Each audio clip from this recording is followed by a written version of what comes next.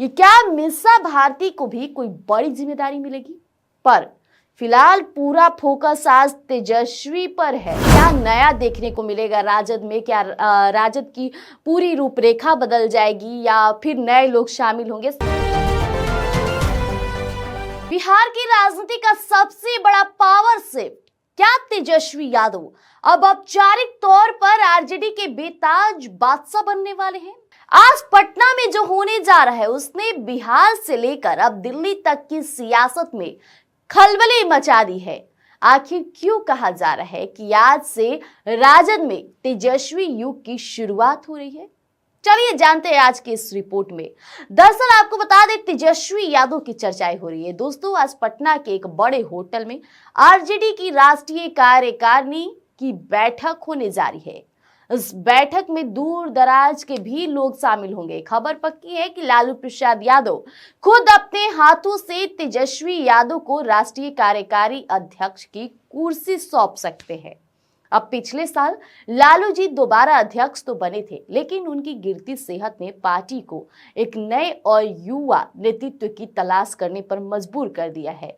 ऐसे में डॉक्टरों की भी सलाह यही है कि लालू जी अब उतनी भागदौड़ नहीं कर सकते जितना वो करते थे, इसलिए अब कमान तेजस्वी के कंधों पर होगी। और इस बैठक में शामिल होने के लिए देश के 20 से ज्यादा राज्यों के दिग्गज नेता पटना पहुंच चुके हैं। जी हाँ, लेकिन कहानी में एक ट्विस्ट और भी है। चर्चा तो ये भी थी, ये क्या मीसा भारती को भी कोई बड़ी जिम्मेदारी मिलेगी? पर फिलहाल पूरा फोकस आज तेजस्वी पर है। आज की बैठक में क्या खास होगा ये तो हम अपडेट देंगे ही, लेकिन तेजस्वी यादव को आधिकारिक तौर पर पार्टी का चेहरा और फैसला लेने वाला लीडर बनाना तय होगा। क्या पार्टी के भीतर अनुशासन तोड़ने वालों पर कड़ी अब कार्रवाई होगी? और सबसे अहम कि आगामी चुनावों के लिए नई रणनीति का ऐलान भी हो सकता है।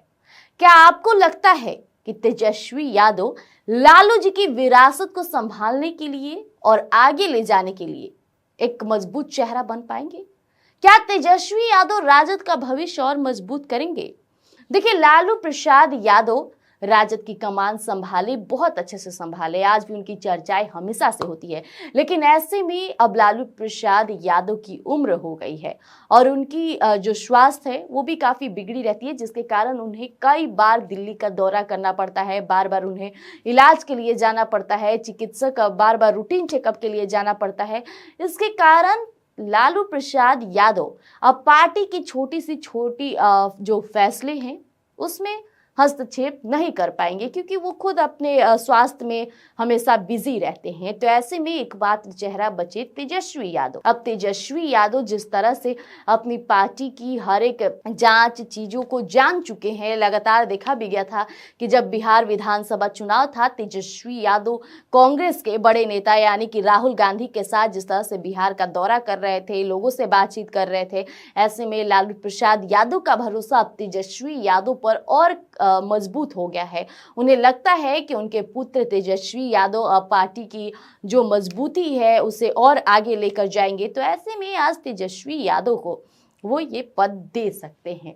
लेकिन अभी भी सवाल है कि तेजस्वी यादव अब राष्ट्रीय कार्यकारिणी के पद पर अगर वो बैठ जाते हैं तो क्या पार्टी में जितने नेता है वो इस बात से सहमत होते हैं कि नहीं? लेकिन ऐसे में पार्टी की जो भी फैसले होते हैं वो सबके विचारों से लिया जाता है और तेजस्वी यादव हमेशा कहते भी हैं कि हम अपने पार्टी के सभी नेताओं का मान सम्मान करते हैं। तो अब देखना होगा कि आज की राष्ट्रीय कार्यकारिणी बैठक में क्या कुछ फैसले निकल कर सामने आते हैं।